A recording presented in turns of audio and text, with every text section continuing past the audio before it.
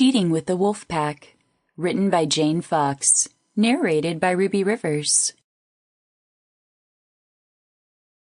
Call it lonely girlfriend syndrome.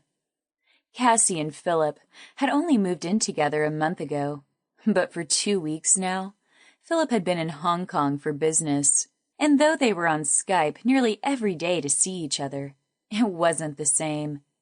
And last night, the loneliness had started driving her nuts. Nothing was satisfying her. Her little box of toys in the drawer beside the bed seemed like nothing but plastic buzzers, irritating and uncomfortable.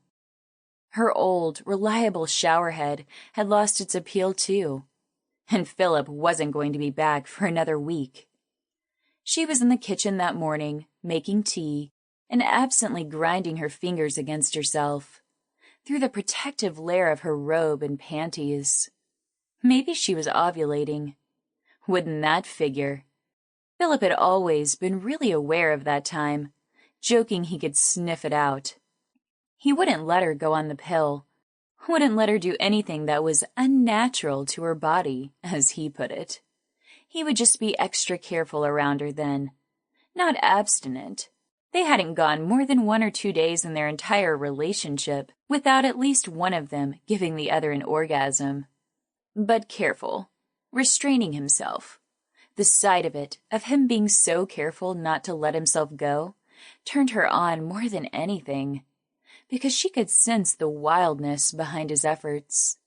It was all he could do not to destroy her clothes in his race to get inside her, and thinking of that while he was gone wasn't helping. At least the loneliness hadn't been too total. On the social front, his buddies had called in many times over the last couple of weeks. They were an old-fashioned bunch, to her mind, even with their tattoos and crazy muscular frames. They always showed her a respect she found touching these days, and none of them ever hit on her, which was also a refreshing change from most of the men she met. And with Philip gone, they seemed extra watchful of her.